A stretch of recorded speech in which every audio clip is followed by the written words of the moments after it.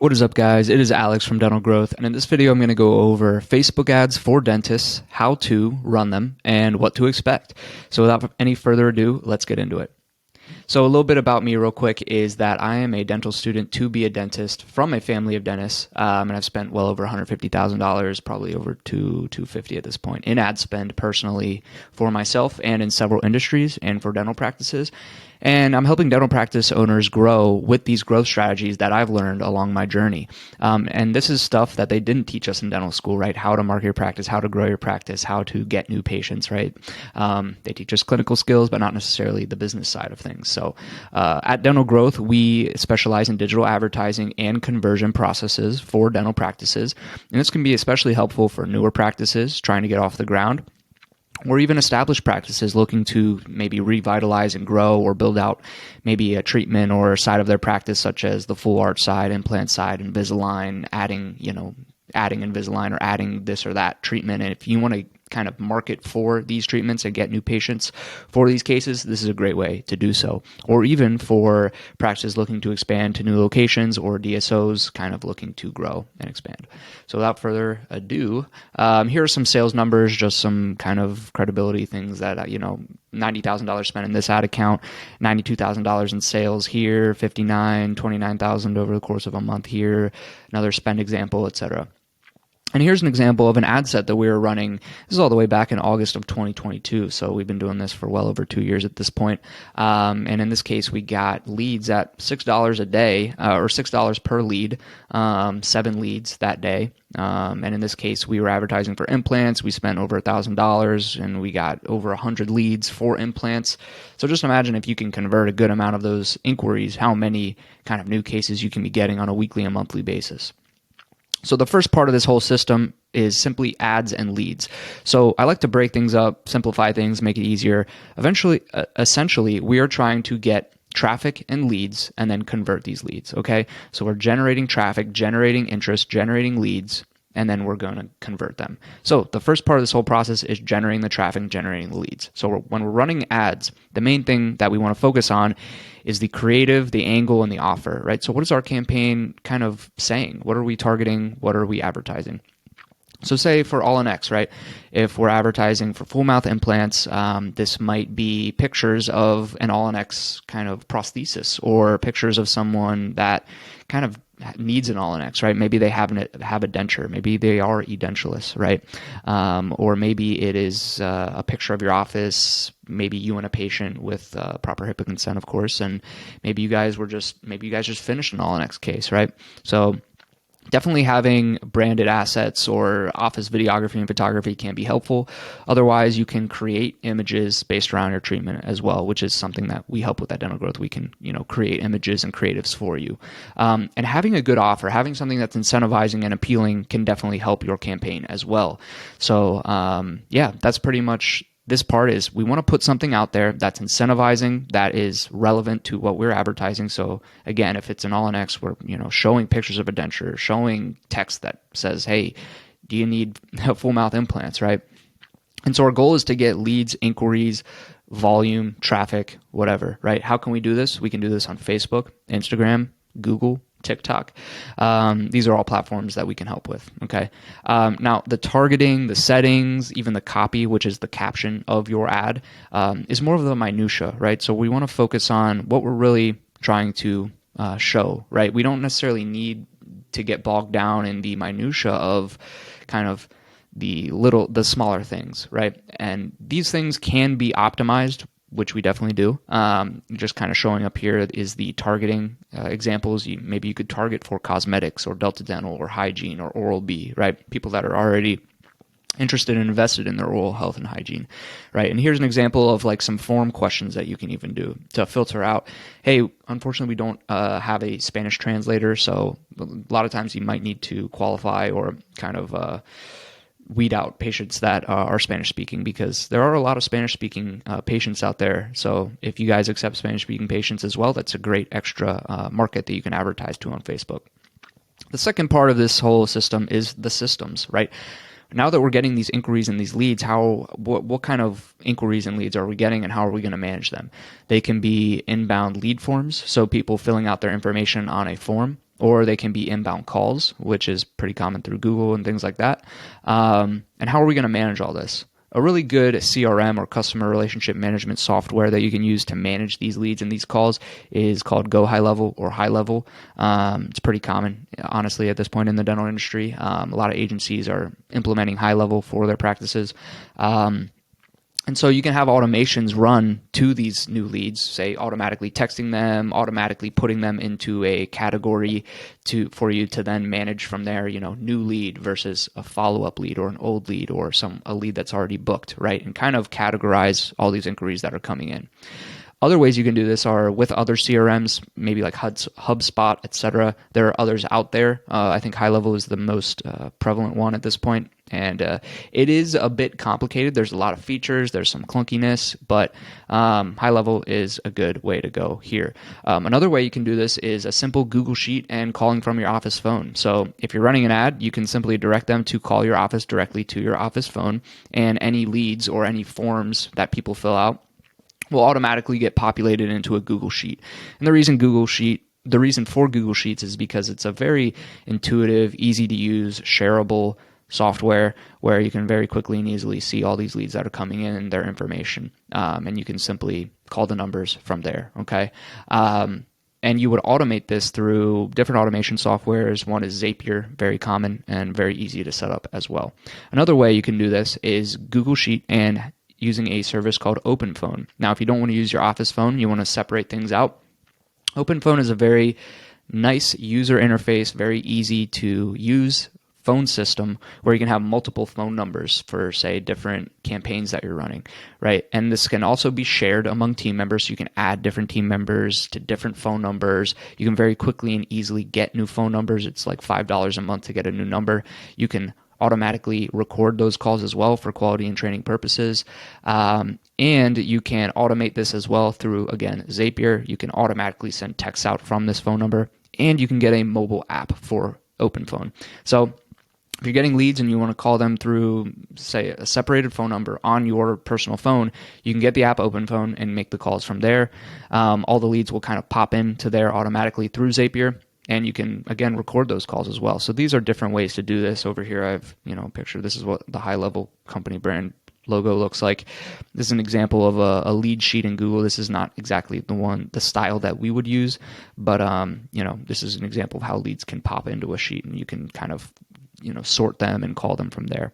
And then we're going to have somebody calling the leads. So we need to have ideally an office manager or front desk person, or even the agency can have someone calling the leads for you. Okay. So this brings us to part 3, which is very important, which is lead management and conversion. So this is arguably as or more important than the media buying advertisement campaign itself, because when we're getting all these inquiries, if we don't manage them and we don't optimize the conversion of these new inquiries and leads, well, nothing's going to happen, right? So imagine we're getting a sheet filled out with a bunch of leads, and what if we just don't call any of them, right? Well, now our results are 0, goose egg. But if we have a very optimized lead management process where we're following up with the leads very quickly, we call this speed to lead or STL.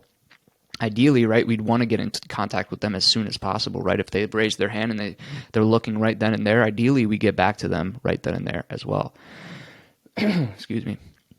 And then, of course, we're having a pretty rigorous follow-up system in place. And what I like to say is the lead will get colder over time. So it's kind of the concept of strike while the iron is hot, and the iron's going to cool down over time. So we're going to want to kind of front load our follow-up. So maybe in the first day, you can call them 2 or 3 times, morning, afternoon, etc. Even the next day, maybe 1 or 2 times, maybe for the first 3 days, 1 or 2 times, and maybe once a day for the next week or 2, right? If you've given them at least 6 follow-up attempts, I know that might sound a bit redundant or a bit excessive, but trust me, I've gotten in touch with people after that as well and ended up converting them. So following up simply just increases your conversion rate and increases the amount of people that you're able to help and serve. So managing this process and optimizing this process can also be done with, things like scripts. Maybe you do have a script for that initial lead call, or maybe you do have a script for that initial new patient interaction, right? Where, you're going over certain questions with them either on the call or in the office to make sure that they're qualified and you're building the right rapport, you're getting the right information. Okay. And so part of this lead management process is pretty much breaking it down into, you could say, three main rates or metrics. The first being contact rate. So how many of these inquiries are we actually getting in contact with on the phone, on a phone call, right? Ideally, we'll go over in the next slide these exact KPIs that we would be looking for. The next one would be show rate. So when we are getting in contact with them and say we're able to book a percentage of them into new patient appointments, how many of those are going to show, right? Because unfortunately, not every single appointment that we book is going to show, okay? And then also start rate, or case acceptance treatment, treatment start rate, treatment acceptance rate, okay? And here's an example of a Google Sheet, and actually these are open phone calls where they're being recorded, and as you can see, we're calling multiple times following up. So some expectations about this whole system. Here's the word window shopping, right? So when you think about somebody responding to an ad, they're going about their day, and a lot of times they'll see the ad and they're like, I have been thinking about implants, or my denture I've been wanting to replace this thing for years, right? And this is kind of right place, right time. Sure, I'll submit my information, or I'll click this button, or maybe I'll even call them right now and just see, right? It's that mindset of, I'm just going to see. So we have to manage that type of inquiry accordingly, right? It's not necessarily trying to force them into buying or starting with us if they don't really want to, but we're pretty much just asking the right questions to see where they're at, kind of dig into their problems and their concerns a little bit. And in doing so, a lot of times you'll actually get them to realize, like, yes, I do want to move forward here. You're asking them, so you've been dealing with this denture problem for how long? The last 2 years? Okay. And you haven't seen a dentist in the last 2 years? Yeah, I just haven't had the time for it.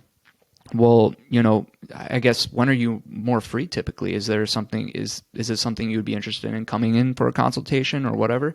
And maybe you guys, are able to work them into the schedule and get them in, right? And also price shopping. So maybe they have been looking around for implants or have been looking around for Invisalign, right? And maybe the last person they went to, they, hey, it's going to be $6,500 or $7,000, right? They didn't offer them any financing either, right? But what if you're able to, maybe your price is more within range for them, or maybe you are able to present that value in such a way where they're like, what, I do want to work with this provider, and they have a better price that's more within my budget, and they have a financing option that is definitely more within my budget. So now we're just getting better at managing these inquiries and knowing the type of inquiry that is coming in, okay? Now with Google, for example, it will be higher intent. Someone is actively searching for that treatment, right? So a lot of times it will just come down to a few things that they want to check off. So if, a lot of times on Google, you still will get people window shopping and price shopping because they're not going to necessarily go with the first person that they get in touch with, right?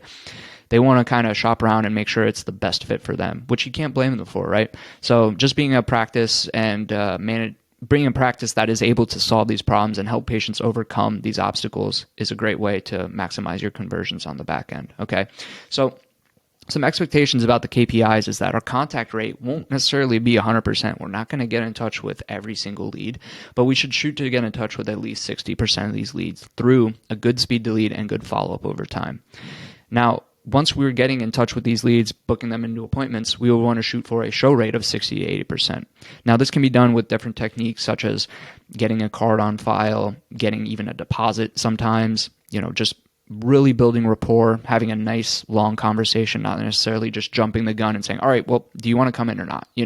It's more talking through, having your front desk or lead management person talking with them through their different concerns, obstacles, what they're actually looking for, and really just seeing if this is a good fit, right? And hopefully you can figure out a way that this is a good fit for your practice and book them in, okay? And so we have had a good call. We've gotten through all the qualifications, and then maybe we're giving, directions, sending our address, describing the parking, just giving them every kind of piece of information that they need to show up to that appointment, okay? And once we do all these things, which I actually talk about in other videos, we can get our show rate up to 60 to 80% or more, okay? And it's going to be less than your typical established new patient that you've been working with for years, okay? That, so-and-so always shows up for their appointment right on time every single time, right? So from there, we want to get some conversions and some case acceptances in the office. Now, this comes down to case acceptance principles, oftentimes financing or finances, right? That's a big hurdle for a lot of people, of course. And so just working patients through that, figuring out their budget, figuring out a treatment plan that works for them, just really putting effort into your case acceptance process to get those starts, okay? And ultimately a theme here is just adding value, really trying to give, and figure out ways that you can figure out what their problems are and make the conversation around them, right? And help them out. Because if you're helping them out, there's a great chance that they will want to come work with you because they really feel like you're serving them, right? So there's there's effort in this lead management process. We're not just saying, all right, well, we've turned on the ads, things are just going to come to us. That's not necessarily how it works, as you can see. And then again, effortful in-office conversion and case acceptance as well, okay? So moving on here, let's click this and let's go forward. So moving on here, if everything's done well, you can get results like this where you're getting, tens of thousands in additional case value per week, per month, whatever, depending on the volume that you're running. And you're getting good, you're hitting your KPIs with the contact rate, show rate, start rate. You can get some good ROIs. In this example here, you can see we got 4 new patient shows, 4 treatment interests of implants with a conservative production potential estimate of $16,000, and this was in 1 week. And so a tip that I would also say is just simply enjoy the process. I've found that whenever I actually enjoy the process, I'm able to kind of just put more attention and effort into it. Whereas if I treat something as a side thing that I don't really fully believe in or not fully putting all my effort in and I don't even enjoy, then you don't necessarily get as good of results as you could. So just put some effort into it, figure out ways to make it fun and enjoyable, build some good rapport with these patients, and that's pretty much what I would recommend here, guys. And yeah, so if you were a dental practice, any of those scenarios that I listed earlier, or even an agency kind of looking to implement these systems or do them better, feel free to reach out to me, book a call in the links down below, and I'd be happy to chat in either case and help you guys out. So with that being said, I'll see you in the next video. Talk to you later. Let me go over here.